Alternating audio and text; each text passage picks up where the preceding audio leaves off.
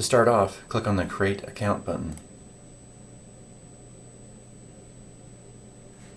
There's an end user license agreement that you can read through. Click Accept, and then you're going to fill out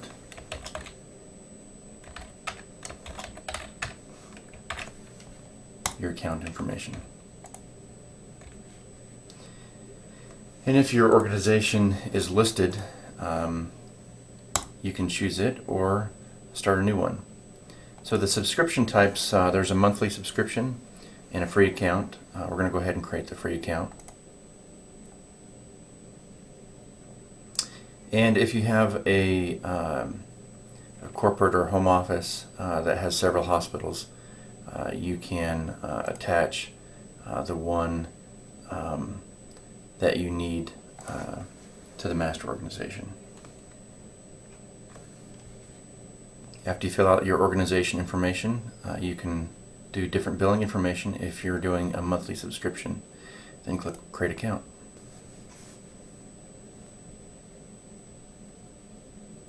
So go ahead and log in with your new account.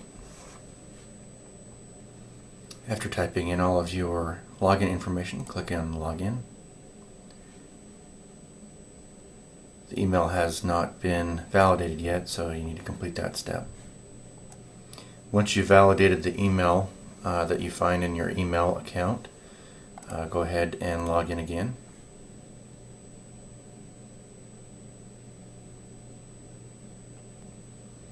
And by default, you won't have anything set up. So let's get right into setting up your account. So on the left, there's a menu, and we're going to go into Organization and Users. The first thing that you want to do is to set up all of your users for your organization. So you can click on this green arrow on your organization on the left hand side. Your users will appear on the right hand side. You can go through Add User and add each user that you need to. They'll have to confirm their accounts as well. You can also edit your organization if you need to change your subscription or cancel your account. That's where that takes place. Once you're done setting up all of your users for your organization, the next step that we'll go through is setting up testing groups.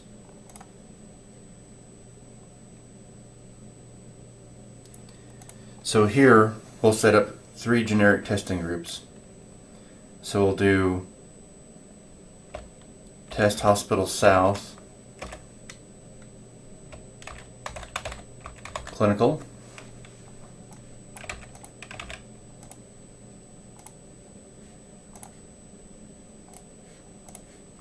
we'll do a Financial,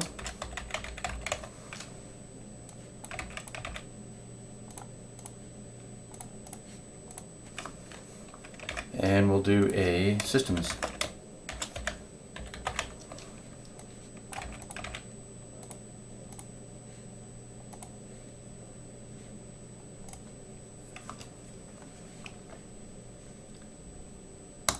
And then we'll do a Individual User.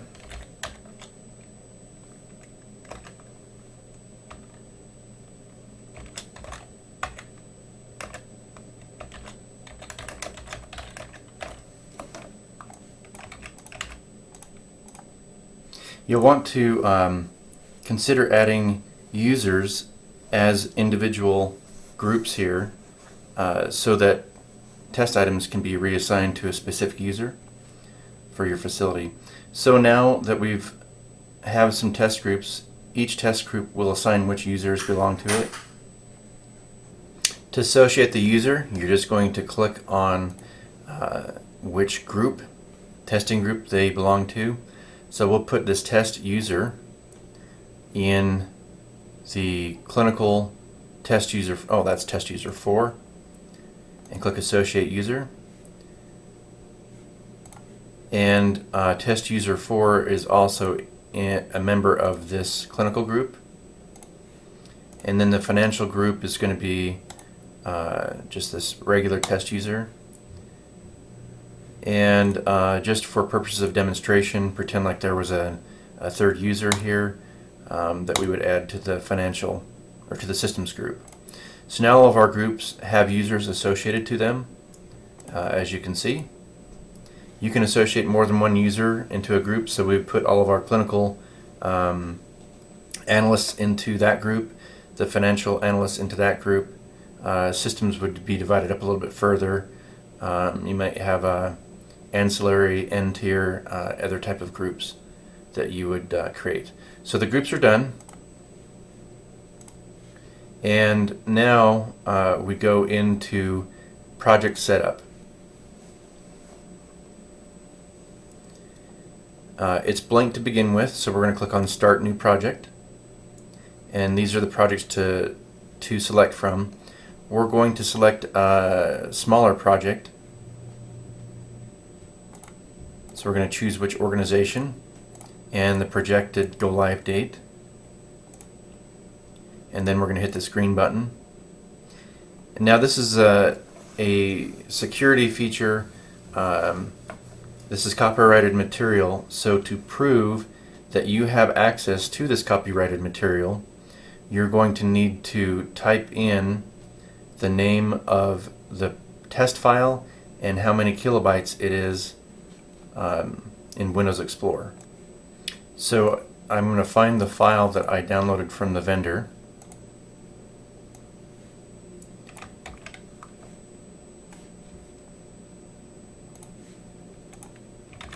And paste that in there, and then the size in kilobytes is going to be this size in the size column, so 1599. Then I click on Authorize. So we just click on this refresh button. We'll see that that project is now available. And when I click on the project, I'll see a list of all the modules that are included. So now what we do is we assign the test groups that we just created to each module. So every module has to have one or more test groups. So for quality e-measures, this is going to be the clinical.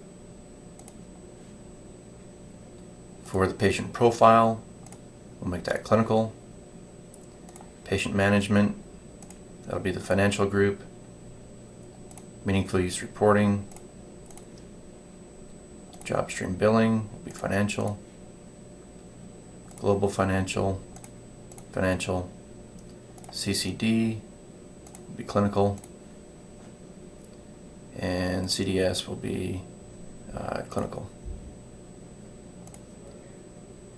Once all of the groups are assigned, then this lightning bolt on the project at the very top, you'll click on that and it will generate the test items. So that's all that's necessary to set up a test. If you were to add another project, it may have more modules, and those modules will be red. The ones that are already filled out here will carry over to your next project, so you won't have to make those assignments again. So as you can see, if you have a major upgrade that has most of the modules going forward from that point, the only setup that you're going to need to do is to start the new project. Just confirm that those are the groups that you want, and then click on the lightning, and you'll have your test ready to go. So now inside of the module, we'll close down that tab. Now you'll have your test available for your users. When they log in and select this, it will show them what they have assigned. So you can see down here on the progress bar at the very bottom, first of all, if there's enough test items, there's some page to page. There's refresh to refresh the list. This section shows the percentage of the total project. So we're at 0%, and there's 18 remaining to test. And then for my assigned group, since I'm logged in as the Test Hospital South Clinical, a user that's a member of that group, I've got total of 12 that I have to test. So for your analysts that come in and do the testing, they'll simply come in to do the testing. They'll select which module they want to test for. All of the items that are assigned to them by default will show, They'll click on the first item. You'll notice that a test panel will come out from the right hand side. This auto launch next test item is checked. They'll go through the test. It'll appear here in a PDF in the center page. It will scroll to the work item. You can see that it was highlighted. So if it was started 3/4 of the way down the page, it would scroll down to that section for them. So it was ready to start. And then they'd go through the testing. So from here, starting at the top, they can quickly reassign this to another team, or in this case, directly to a team member. If you remember, we created a team member that was their own group, and save it, and it will go out to that team member, and they'll get a notification that a new item has been reassigned to them. So they'll go through and test whether it passed or failed, whether it was not applicable to that facility, or some test items don't require any testing. And below that, you'll see a percentage of hospitals that have gone before you. There'll be a bar for each percentage. So if 100% failed or passed, then you'll see that.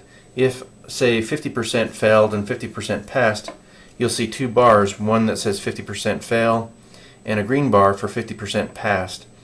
So your your testing is not pre-populated for you. To begin with, the time starts ticking away with how many minutes I've spent on this test item. If I leave for a period of time and come back, I may want to uncheck that to stop the clock, and then you can edit it yourself. Say you spent 10 minutes on it, you can just edit that yourself. If you start back up the timer, it will start back with the actual time. So below that, it shows you the average minutes and the max minutes. So 100% is the max minutes across all facilities that it took to test this, and then you'll see your average minutes scroll up to whatever percentage that is of the max. If you are a subscriber and have multi-facilities, then those facilities will be listed here. They'll need to have the project started, but you can check mark each of the facilities that you're testing for if you're testing at the same time across facilities. And then if the test tests the same across all the facilities, when you save it, it will mark their test plans as having been completed with the same information that's found here.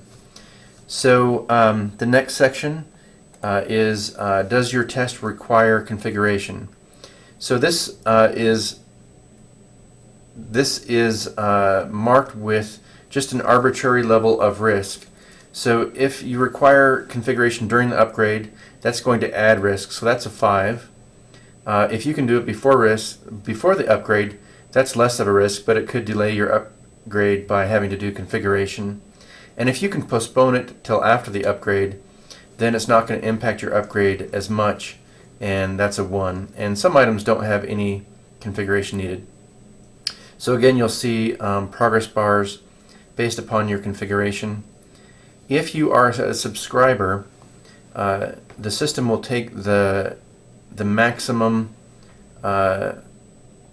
configuration and pre-check this for you. You can see that it is yellow underneath, showing that it is not saved yet, and that this was an item that was chosen from what the max value across all the testing organizations that have gone before you. Same thing that applies to the following 2 fields. So will you implement this? Many of them aren't applicable because you just take it as an upgrade. And if you can postpone this until a later date, there's less risk. And then if you're saying no or yes, it just has a 5 so that bubbles up to the top of the risk report. And then the next section is the necessity rating. So this goes in a scale from it's a critical fix, it's a needed fix, down to no opinion, which is a 1. And on the risk report, anything that's a 1 or below is not included. But then if you want to say that this was an unnecessary fix or enhancement, or it actually degrades the workflow, that's some risk in the other direction. That'll get onto the report. And then finally, there's a place for a note that you can keep notes on your testing, and then if it's completed, you can see who completed it and the date that they completed it. So once you're done, when you click on Save, it does a lot of things. It saves the test. It refreshed that grid. It clicked on the next item for you, and it brought up the page and looked for the work item in the page and scrolled to it. And if that test had been tested by other facilities, it pre-marked all of your testing for you except for the top section, based upon weighted response from other facilities. So you can see that you can get through this pretty quickly if you are a subscriber and you want to see the what happened across other organizations. That's available for you. You can uncheck this auto launch next item so that it doesn't launch the next item, but it saves the time that you might have spent working on that. So the next time that you launch it, it starts with the time that you last stopped on. So pretty robust. So as you track through here, you'll notice that at the bottom of the screen, it's showing that 5.6% of the project is now complete, because I completed one test item out of the 18 total. And for me, for my assigned, I'm at 8.3% unassigned. Now on to reports. So underneath the menu, there's a report section. If you are not a subscriber, you won't be able to select any of the checkboxes. So for purposes of demonstration, I have loaded in a multi-facility test hospital that is doing an upgrade that includes multiple tests. So I am going to check all the tests that they are using for their upgrade, and if I look at this enhancement issue trend report, I'm going to see generally how many enhancements and how many issues there are per upgrade, and that gives me an idea of the workload. And then there's details available below that. The next report is the risk report. The risk report will tell you which projects are included in your report. You can see that the testing completion date is included if any of those have been completed. The first section is failed tests, and so we can see for your facility which items failed, and for other organizations which items failed. So you may be able to pick up from other organizations items that failed that maybe you didn't test really well, or vice versa. And then they are ordered by area of risk, and then average risk for another facility. So you can see that this one failed for another facility. It's a high risk item. That's something you want to look at. These are all arbitrary tests. These are not tests of those products themselves. You can see that this one, my analyst said that no testing was needed, but another facility marked it as fail, and it's a low priority. So you can see what the risk is across all the facilities who are participating in it if you're a subscriber. So again, this is only available for subscription facilities. This next section lists items that require configuration. So again, this is a comparison of your facility against all the other facilities. So if you don't have it marked and somebody else says that it does need to be required, it does need to be configured at some point, you'll see those items and be able to decide if that's something that you're missing, or if indeed it's something that you're not going to implement. The next section is items that you do have a choice to implement or not, and whether you're going to do those, and what point in time you're going to do that to decrease risk to or amount of downtime to implement those post upgrade versus during the upgrade. And then lastly are tests that did not fail but that have risk. So this will show in decreasing order by other hospitals, not your hospital, the average risk. So if some hospitals said this was a 5, some said it was a 3, it might fall down here between in the 4 point something area. So you'll be able to see a list of across all facilities what kind of risk level that each item that passed may have. So that's important information to know. The next report is the test statistics report. And this report will show you the percentage of completion by module and who is contributing to the testing, how many items they've completed. So how this is set up: when you set up a test group, you may have several members or a handful of members in a test group.